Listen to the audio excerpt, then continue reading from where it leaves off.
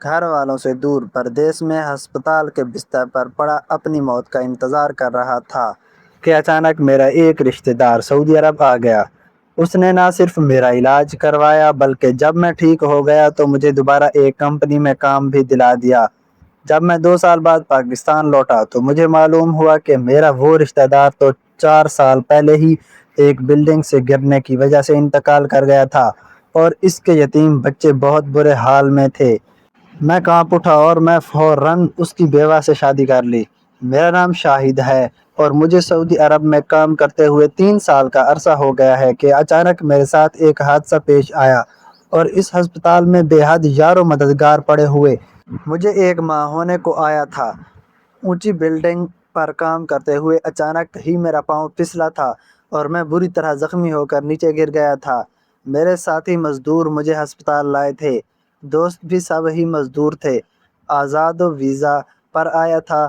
مجھے بڑی امید تھی کہ میرے گھر والے میرے علاج کے لیے رقم بھیج دیں گے، لیکن جیسے ہی میری بات میرے باپ اور بھائیوں سے ہوئی تو مجھے معلوم ہوا کہ پردیس میں کمانے والے بیٹوں کے لیے نہ تو زمین بیچی جا سکتی ہے اور نہ ہی کوئی پلاٹ۔ ساری دنیا کا خیال ہے کہ سعودی عرب میں کمانے والا شاید درختوں سے نوٹ توڑ توڑ کر گھر بھیجتا ہے۔ میں بڑی حسرت سے ان مریضوں کی طرف دیکھتا تھا جن کے لواحقین ان کے ساتھ تھے اور جن کے رشتہ دار ہسپتال میں ان سے ملنے کے لیے آتے رہتے تھے۔ میری ٹانگ 3 جگہ سے ٹوٹ ہوئی تھی۔ آپریشن کے ذریعے راڈ تو ڈالی گئی تھی لیکن ابھی بھی بہت لمبائی علاج بتایا جا رہا تھا۔ میرے کمرے پر رہنے والا ایک بنگلہ دیشی 4 روز کہیں نہ کہیں سے کچھ رقم مانگ کر لے آتا تھا۔ میں اس کا بڑا احسان مند تھا۔ پھر اچانک معلوم ہوا کہ اس کی بیٹی شدید بیمار ہے۔ وہ فوراً ملک چلا گیا۔ پچھلے 2 روز سے میں نے کسی شناسا کا چہرہ نہیں دیکھا تھا اور اس وقت شدید تکلیف میں مبتلا تھا۔ میں بار بار یہی سوچ رہا تھا کہ کاش میں سعودی عرب ہی نہ آتا۔ میرے گھر والے مجھے کئی روز فون بھی نہیں کر رہے تھے کیونکہ ان کا کہنا تھا کہ کال پر بہت زیادہ پیسے لگتے ہیں۔ میں ان کی منت کر رہا تھا یا تو وہ میرے علاج کے لیے پیسے بھیج دیں اور یا پھر میرا ٹکٹ کروا دیں تاکہ میں اپنے گھر پہنچ کر سکون سے آرام کر سکوں۔ ہر بار میرے بھائیوں کے پاس کوئی نیا بہانہ ہوتا۔ میرے دوست مجھے مسلسل سمجھاتے تھے کہ سارے پیسے گھر نہ بھیجا کرو، مگر میں ہر بار گھر والوں کی باتوں میں آ جاتا تھا۔ وہ مجھے بڑے سنہری خواب دکھاتے تھے کہ وہ میرے پیسے سے بہت ترقی کر رہے ہیں اور میں جلد ہی پاکستان لوٹ کر ایک اچھی زندگی گزاروں گا۔ 2 روز سے میں نے کسی جاننے والے کو نہیں دیکھا تھا۔ بہت مایوس پڑا اپنی زندگی کے بارے میں سوچ رہا تھا کہ اچانک مجھے جانا پہچانا چہرہ نظر آیا۔ سرفراز بھائی میری امی کے کزن کے بیٹے تھے۔ وہ بڑی گرمجوشی سے میری طرف بڑھے اور مجھے گلے لگا لیا۔ میں ایک دم ان کے گلے لگ کر پھوٹ پھوٹ کر رونے لگا کیونکہ میں نے 3 سال بعد کسی اپنے کو روبرو دیکھا تھا۔ وہ بڑے پیار سے میری کمر تھپک کر کہنے لگا، کیا بات ہے چھوٹے، گھبرا کیوں گیا ہے؟ ارے بیماری تو آنی جانی چیز ہے، حوصلہ رکھ۔ مجھے تو معلوم ہی نہیں تھا کہ تو اتنے دن سے میرے اتنے قریبی بلڈنگ میں رہ رہا ہے، ورنہ میں کب کا تجھ سے ملنے آ جاتا۔ وہ تو پاکستان فون کیا تو معلوم ہوا کہ یہ چوٹ لگ گئی اور تو زخمی تو حالت میں اس ہسپتال میں موجود ہے، اس لیے میں فوراً تیرے پاس بھاگا چلا آیا۔ میں نے ان کا ہاتھ اتنی مضبوطی سے پکڑ رکھا تھا جیسے کوئی بچہ میلے میں جاتے ہوئے اپنے باپ کا یا بھائی کا ہاتھ پکڑ لیتا ہے۔ مجھے ڈر تھا کہ کہیں وہ مجھے چھوڑ کر ہی نہ چلا جائے۔ ان کی باتوں سے مجھے بڑا حوصلہ ملا تھا۔ وہ مسلسل میرے ساتھ بات کر رہے تھے اور ڈاکٹروں کے ساتھ بھی جا کر ملے۔ میں بڑا خوش تھا، پردیس میں اتنا سہارا مل جانا ہی کافی تھا۔ وہ روز مجھ سے ملنے ہسپتال پہنچتے۔ میرے لیے کھانا، فروٹ اور ادویات وقت پر ملنے لگ گئی تھیں۔ میرا دوبارہ آپریشن ہوا اور میں جلدی ٹھیک ہو گیا۔ سرفراز بھائی مجھے اپنے ساتھ اپنے فلیٹ پر لائے تھے۔ میں یہ دیکھ کر حیران تھا کہ وہ اتنے بڑے فلیٹ میں اکیلے رہ رہے تھے، حالانکہ ہم لوگ تو اپنے کمرے میں 10 لوگ تھے۔ میں نے حیرت کے ساتھ ان سے پوچھا، بھائی آپ کس کمپنی میں کام کرتے ہیں؟ ماشاءاللہ رہائش تو بہت اچھی لی ہوئی ہے آپ نے۔ وہ بڑے عجیب سے انداز میں مسکرائے اور کہنے لگے، اس بات کو چھوڑو یار، تو بتا تجھے دوسری نوکری ڈھونڈ کر دے دوں جس کا پیکج بھی اچھا ہو، سخت نہ ہو؟ میں یہ سن کر فوراً اور کام بھی سخت راضی ہو گیا اور چند دن بعد ہی بھائی نے مجھے ایک نئی نوکری ڈھونڈ کر دے دی۔ انہوں نے مجھے کسی کمپنی میں بھیجا تھا جہاں وہ پہلے ہی بات کر چکے تھے۔ میں نے سرفراز بھائی کو اپنے گھر والوں کے رویے کے بارے میں سب کچھ بتا دیا تھا۔ وہ تلخی سے مسکرانے لگے اور کہنے لگے کہ یہ کہانی ہر پردیسی کی ہے، اگر یہاں محنت کرتے کرتے کوئی مر جائے گا تو گھر والے یہ سوچتے ہیں کہ وہ تنخواہ جو اسے ادا کی جائے گی اس سے اس کی میت کو پاکستان منگوانے سے بہتر ہے کہ اسے وہیں کسی ویلفیئر کے ہاتھوں دفن کروا دیا جائے۔ بیٹا یہ دنیا ہی اتنی مطلب پرست ہے، ہم جو پیسہ کماتے ہیں نا وہی پیسہ ہمارا دشمن بن جاتا ہے۔ جب بھی گھر جانے کا سوچو تو گھر والوں کو کوئی نہ کوئی نیا کام یاد آ جاتا ہے جس کی وجہ سے ہمارا جانا کینسل ہو جاتا ہے۔ بچے کب پیدا ہوتے ہیں، کب سکول جانے لگتے ہیں، کچھ پتہ نہیں۔ اگر کوئی کنوارا پردیس پہنچ جائے تو ہر سال اسے اگلے سال کا آسرا دے کر اس کی شادی کی عمر ہی نکال دیتے ہیں، اور اگر کوئی تنگ ہو کر پاکستان پہنچ جائے تو وہ پھر خالی ہاتھ کھڑا رہ جاتا ہے۔ اسے پوچھا جاتا ہے کہ اپنے ساتھ کیا لائے ہو۔ بھائی کا ایک ایک لفظ میرے دل کو لگ رہا تھا۔ مجھے یہ محسوس ہو رہا تھا کہ جیسے بھائی کے ساتھ بھی ان کے گھر والوں کا رویہ اچھا نہیں ہے۔ میرے گھر سے اب بار بار فون آ رہے تھے، مگر سرفراز بھائی نے کہا تھا کہ کچھ دن ان لوگوں کو اگنور کرو تاکہ انہیں بھی معلوم ہو کہ کسی کے ساتھ غلط کرنے کا کیا انجام ہوتا ہے۔ یہ بات میرے دل کو بھی لگتی تھی۔ میں پچھلے کئی روز سے گھر پر تھا، لیکن سرفراز بھائی معلوم نہیں کس وقت کام پر جاتے تھے کیونکہ مسلسل ہی گھر تھے۔ جب میں نے پوچھا تو مسکرا دیا اور کہنے لگے کہ میں لمبی چھٹیوں پر ہوں۔ ان کے فلیٹ میں ہر قسم کی سہولت موجود تھی۔ میں جب کام سے لوٹتا تو کھانا تیار ہوتا۔ اب اکثر سرفراز بھائی گھر نہیں ملتے تھے، وہ رات کو دیر سے گھر پہنچتے۔ میں نے ایک بار ان کے احترام میں کھڑے ہونے کی کوشش کی تو انہوں نے مجھے سختی سے منع کر دیا، اور دن بھر ڈیوٹی کرتے ہوئے میں جب بھی گھر واپس آؤں تو تمہیں اٹھنے کی کچھ کرنے کی ضرورت نہیں۔ میں دل ہی دل میں حیران رہتا کہ سگے باپ بھائی سے زیادہ محبت تو مجھے یہ دور کا رشتہ دے رہا ہے۔ 2 ماہ بعد میرا گھر سے رابطہ ہوا تو گھر والوں نے گھما پھرا کر مجھ سے یہی سوال پوچھا کہ اس بار میں کہاں نوکری کر رہا ہوں اور میری تنخواہ کیا ہے۔ تو میں نے کچھ سوچ سمجھ کر انہیں بہت تھوڑی تنخواہ بتا دی اور کہا کہ کچھ دن گھر پیسے نہیں بھیج سکوں گا کیونکہ میرے دوستوں نے ادھار پر پیسے لے لے کر میرا علاج کروایا ہے۔ مجھے اب اپنی اس قلیل تنخواہ میں سے اپنا قرض بھی اتارنا ہے۔ یہ سن کر میری ماں اور بھائیوں کا باقاعدہ موڈ خراب ہو گیا اور میں نے بھی سلام دعا کر کے فون بند کر دیا۔ دل ہی دل میں نے خدا کا شکر ادا کیا تھا کہ سرفراز بھائی نے مجھے مل کر اچھی خاصی دنیا داری سکھا دی تھی۔ اب پاکستان سے مجھے فون بھی نہیں آتا تھا۔ سرفراز بھائی رات کے پہر میں جب بھی ملتے تو مجھے یہی کہتے تھے کہ بیٹا اپنے لیے کچھ سیونگ کرو تاکہ پاکستان جاؤ تو تمہارے پاس کم سے کم کوئی چھوٹا موٹا کاروبار کرنے کے پیسے تو ضرور ہوں۔ اور میں نے بھی ان کی یہ بات پلو سے باندھ لی۔ 6 ماہ تک میں نے مسلسل اپنے پیسے جمع جوڑے تھے اور پھر کبھی کبھار تھوڑے بہت پیسے اپنے گھر بھی بھیجنا شروع کر دیتے تھے۔ والدہ کبھی غصے سے اور کبھی پیار سے مجھ سے میری ساری تنخواہ کا تقاضا کرتی تو میں انہیں گھما پھرا کر جواب دے دیتا تھا۔ کمپنی نے تو مجھے رہائش بھی دے دی تھی تو میں سرفراز بھائی کے پاس سے اپنی رہائش گاہ پر پہنچ گیا۔ میں سعودی عرب پہنچا تو تھا میں ایک 20 سال کا جوان تھا، لیکن اب مجھے اتنا تجربہ ہو گیا تھا کہ میری سوچ 35 سال کے ایک سمجھدار مرد جتنی تھی۔ چھٹی والے دن میں سرفراز بھائی سے ملنے پہنچا تو مجھے فلیٹ پر ہی ملتے تھے۔ ایک بار سرفراز بھائی کے ساتھ میں باہر گھومنے نکلا تو میں ان کے ساتھ بات کرتا جا رہا تھا اور لوگ پیچھے مڑ مڑ کر حیرت سے میری طرف دیکھ رہے تھے جیسے کہ میں کوئی پاگل ہوں۔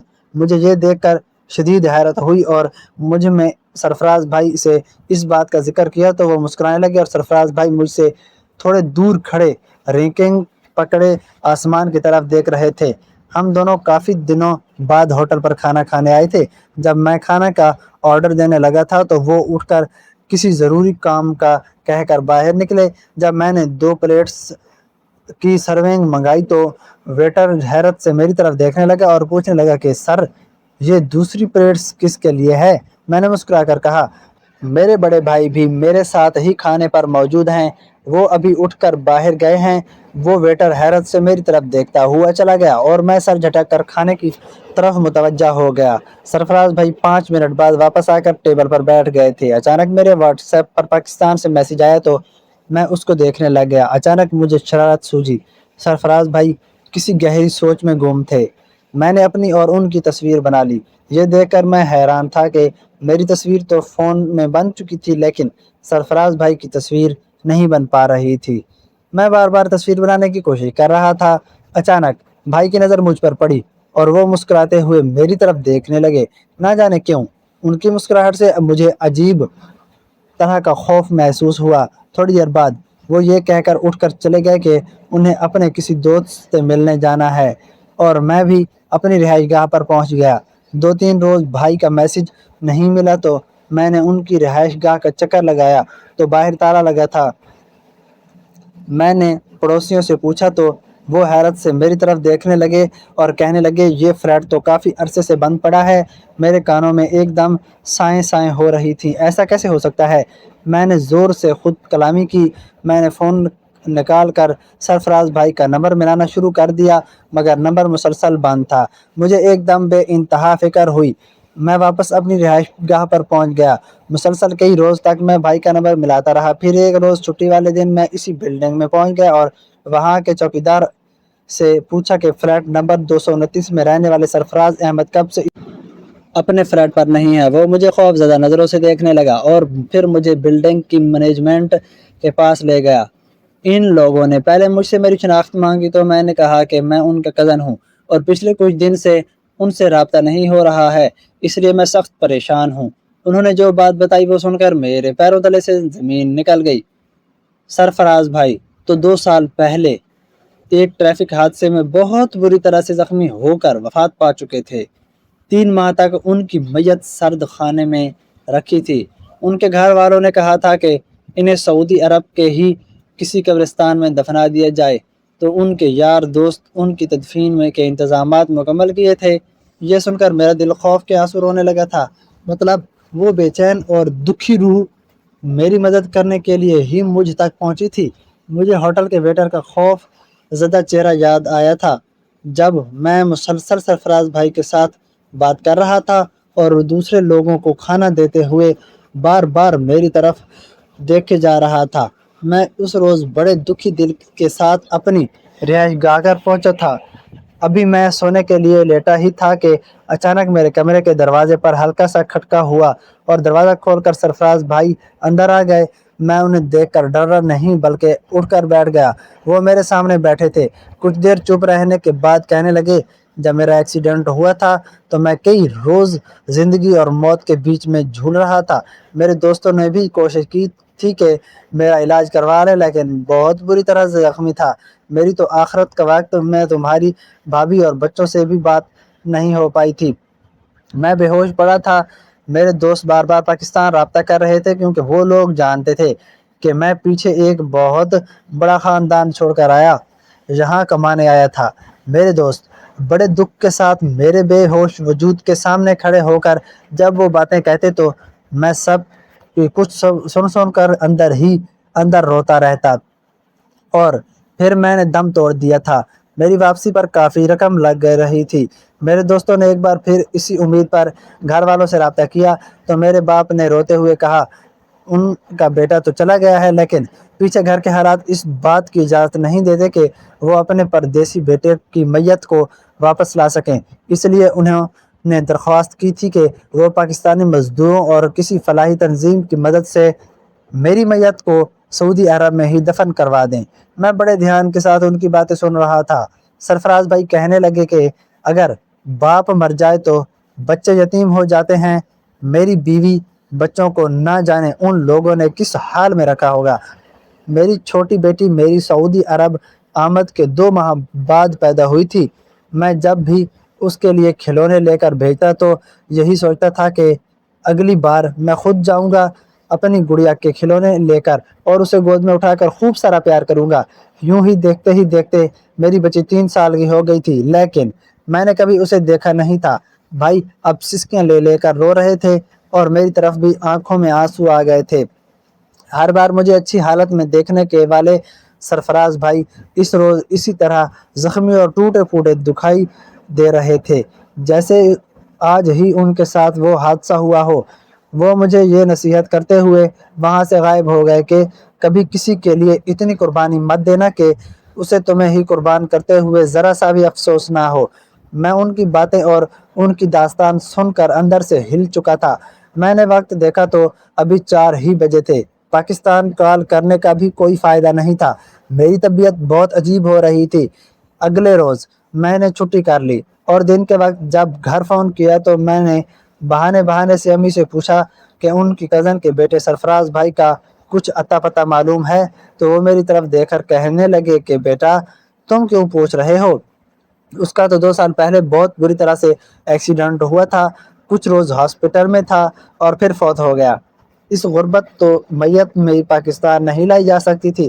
اور پھر فائزہ باجی نے بھی بہت غلط کیا، دلہن کو اس کے بچوں سمیت گھر سے نکال دیا تھا۔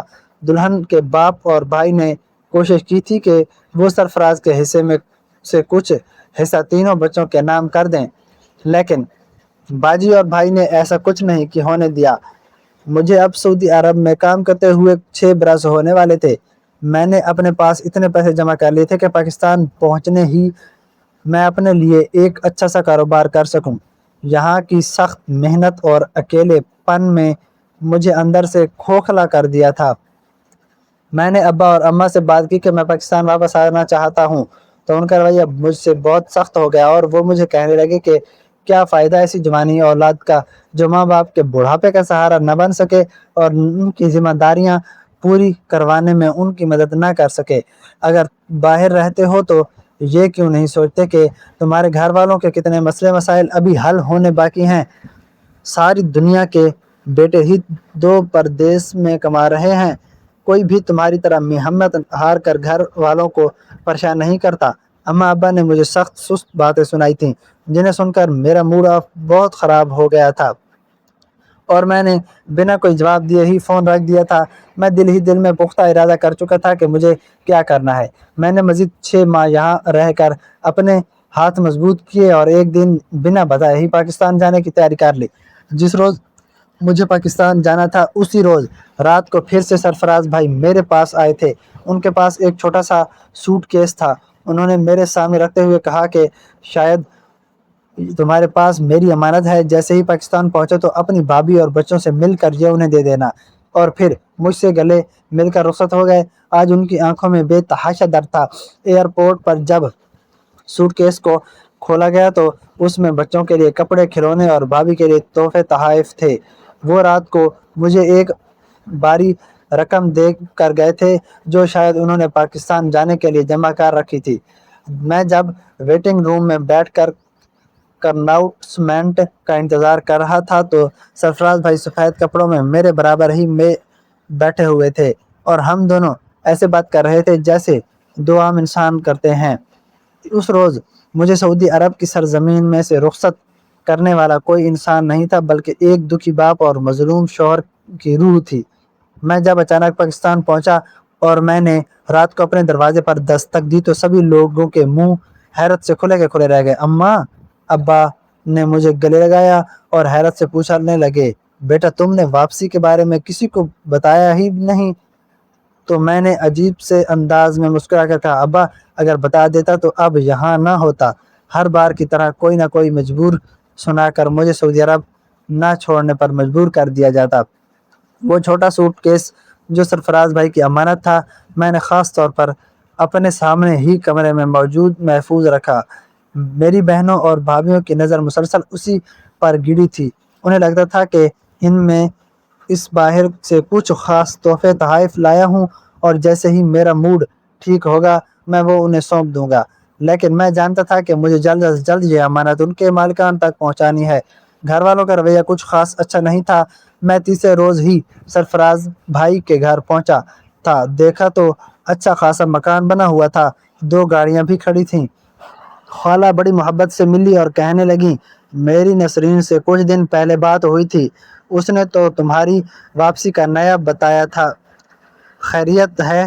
اچانک ہی واپس آ گئے ہو؟ میں نے کہا، خالہ پردیس میں زندگی کا کاٹنا بہت مشکل ہے اور ایسے ہی بھی میرا ایکسیڈنٹ ہوا تو مجھے میرے سارے دوستوں نے یہی مشورہ دیا تھا کہ اس بار اللہ نے تمہاری جان بچا دی ہے، جیسے ہی ٹھیک ہو جاؤ تو کچھ عرصہ کما کر گھر واپس پہنچ جانا، یہیں پر کوئی چھوٹا موٹا کام کاروبار کروں گا، اب واپس نہیں جاؤں گا۔ میرے ایکسیڈنٹ کو سن کر ان کے چہرے پر ایک لمحے کے لیے کوئی سایہ لہرایا تھا، شاید ماں کا دل تھا۔ اپنے بیٹے کی یاد ستاتا ہوا میں نے ان سے سرفراز بھائی کا افسوس کیا تو وہ منہ پر دوپٹہ رکھ کر رونے لگی اور کہنے لگی جوان بیٹا تھا، گھر کی ضرورتیں پوری کرنے کے لیے پردیس گیا تھا، بہت محنت کی اس نے وہاں پر، یہاں پر تمہارے خالو نے اس کے پیسے کاروبار کر لیا تھا۔ اللہ نے بڑا احسان کیا کہ بچوں کے سر پر چھت بھی اپنی ہو گئی اور کاروبار بھی بہت بہتر ہو گیا۔ جس وقت سرفراز کا ایکسیڈنٹ ہوا تھا اس وقت سارا پیسہ پھنسا ہوا تھا۔ اب ہم نے بڑی کوشش کی کہ اسے اپنے دیس کی مٹی میں ہی دفن کر سکیں لیکن نہیں ہو سکا۔ میں غور سے بیٹھ کر ان کے چہرے کی طرف دیکھ رہا تھا۔ میں تو یہ بھی نہیں بتا سکتا تھا کہ میں ان کے مرحوم بیٹے سے مل کر کیسا محسوس کر رہا تھا اور وہ دنیا سے جانے کے بعد بھی اپنی بیوی اور بچوں کے بارے میں کس قدر پریشان ہے۔ میں نے بہانے سے ان سے زہرا بھابھی اور بچوں کے متعلق پوچھا تو وہ کہنے لگے بیٹا کیا بتائیں، رشتہ دار بڑے لالچی نکلے، ابھی عدت بھی پوری نہیں ہوئی تھی کہ اس گھر والے پہنچ گئے اور کہنے لگے کہ ہمیں تو سرفراز کا حصہ چاہیے۔ میں نے بڑا سمجھایا کہ ابھی تو بچے چھوٹے ہیں، بڑے ہو جائیں پھر دیکھتے ہیں، لیکن وہ تو بضد تھے کہ اس مکان کو بیچ دو اور سرفراز کا حصہ دے دو۔ اب تم ہی بتاؤ، اس مکان کے علاوہ تو ہمارا کوئی سہارا بھی نہیں ہے، اگر اسے بیچ دیتے تو پھر ہم کہاں جاتے؟ بس اسی بات پر کچھ تلخی ہوئی تو تمہاری بھابھی بچوں کو لے کر فوراً میکے چلی گئی اور وہ لوگ تو بس اسی کوشش میں ہیں کہ کچھ نہ کچھ کر کے یہ مکان بک جائے اور وہ رقم اس کے باپ اور بھائی ہتھیا لیں۔ ارے ابھی تو زہرا جوان ہے، میں اسے سرفراز کا حصہ دے دوں اور وہ بالکل کسی کو غیر کے ساتھ شادی کر کے اس کے بچے رول دے تو پیسے تو سارے ان کے نانا اور ماموں ہڑپ کر لیں گے، بچوں کا فائدہ کیا ہوگا؟ وہ بڑے جذباتی انداز میں مجھے یہ سب بتا رہی تھیں تو میں نے بڑے افسوس کے ساتھ ان کی طرف دیکھا اور سرفراز بھائی کا چہرہ ایک دم میرے ذہن میں آ گیا۔ وہ مجھے کھانے کے لیے روکتی رہ گئی تھی لیکن میں فوراً وہاں سے اٹھتا تھا۔ میں اب زہرا بھابھی کے گھر پہنچا تو کیا دیکھتا ہوں کہ سرفراز بھائی کے تینوں بچے میلے کچیلے کپڑوں میں گھوم رہے تھے۔ بھابھی خود بھی کافی پریشان حال میں تھیں، ان کے گھر کا صحن کچا تھا۔ مجھے دیکھ کر وہ افسردہ ہو گئیں۔ میں نے بچوں کو بلا کر انہیں پیار کیا۔ ان کے ابا مجھے لے کر صحن میں ہی بیٹھ گئے، بڑے دکھی دل کے ساتھ بتایا کہ میری خالہ نے ان کے ساتھ کیا کیا۔ میں سن کر افسوس ہی کر سکتا تھا۔ پھر انہوں نے دبے دبے لفظوں میں بتایا کہ جب سے زہرا واپس آئی ہے میری بہوئیں بھی کچھ خوش نہیں ہیں۔ میری بیٹی بڑی صبر والی ہے، ہر وقت کام کاج کرتی، خود کو مصروف رکھتی ہے، لیکن پھر بھی بچے تو ناسمجھ ہیں، اگر کوئی شرارت کرتے ہیں تو وہ فوراً انہیں طعنہ دیا جاتی ہے کہ یہ تمہارے باپ کا گھر نہیں ہے۔ میرا اسی بات پر بہوؤں کے ساتھ لڑائی جھگڑا ہوتا تھا۔ میرے ہوتے ہوئے ہی میری بیٹی کا یہ حال ہے، اگر میں چلا گیا تو نہ جانے ان بچوں کا کیا ہوگا۔ میری نظر مسلسل زہرا بھابھی پر ٹکی ہوئی تھی۔ وہ مجھ سے 4-5 سال ہی بڑی ہوگی لیکن بیوگی کے صدمے نے انہیں برسوں کا مریض بنا رکھا تھا۔ میں نے دل ہی دل میں ایک مضبوط فیصلہ کیا تھا۔ میں نے ان کے والد کے حوالے وہ سامان کیا جو سرفراز بھائی نے مجھے دیا تھا اور یہ کہا کہ ان کے دوست کے پاس ان کی امانت رکھی تھی اور اس کا ذکر وہ ان کے سسرال میں ہرگز نہ کریں۔ وہ رقم میں نے جان بوجھ کر نہیں دی۔ بھابھی نے میرے سامنے ہی جب وہ سوٹ کیس کھولا تو ان کی آنکھوں سے ساون برس پڑا تھا۔ میں چپ چاپ واپس لوٹا تھا۔ کئی دن ادھر ادھر گھوم پھر میں ایک دن ایک مناسب جگہ کرائے پر لی اور ایک الیکٹرانکس کی دکان کھول لی۔ میں نے یہ سب اتنی خاموشی سے کیا تھا کہ میرے گھر والوں کو جب یہ معلوم ہوا تو وہ تقریباً چیخ پڑے۔ وہ اسی خیال میں تھے کہ مجھے مجبور کر کے واپس سعودی عرب بھیج دیں گے۔ پھر میری ماں بہن بھائی یہ سوچ کر خاموش رہ گئے کہ چلو اچھا کاروبار ہے، کچھ نہ کچھ تو گھر میں آیا کرے گا۔ جب میں نے گھر میں زہرا بھابھی سے نکاح کرنے کی بات کی تو ہمارے گھر میں بہت بڑی طرح سے ہنگامہ پھوٹ پڑا۔ میری ماں نے جیسے ہی زہرا بھابھی کے بارے میں غلط بات کرنے کی کوشش کی تو میں نے بڑی سختی سے انہیں خاموش کرا دیا اور یہ اچھی طرح سے بتا دیا کہ اب میں چھوٹا موٹا شاہد نہیں بلکہ 6 سال پردیس کی خاک چھاننے والا ایک سمجھدار انسان ہوں۔ میں نے انہیں صاف کہہ دیا تھا کہ اگر وہ رشتہ نہیں کریں گے تو میں محلے کے ہی 2 بزرگ لے جا کر ان سے نکاح کر لاؤں گا اور ساتھ ہی یہ شرط بھی رکھی تھی کہ اگر گھر والے چاہتے ہیں کہ میں ہر ماہ انہیں معقول رقم دوں تو میری زہرا سے شادی کروائیں۔ میں نے زہرا کے والد کو گھر سے نکلتے ہوئے ہی سب کچھ سمجھا دیا تھا۔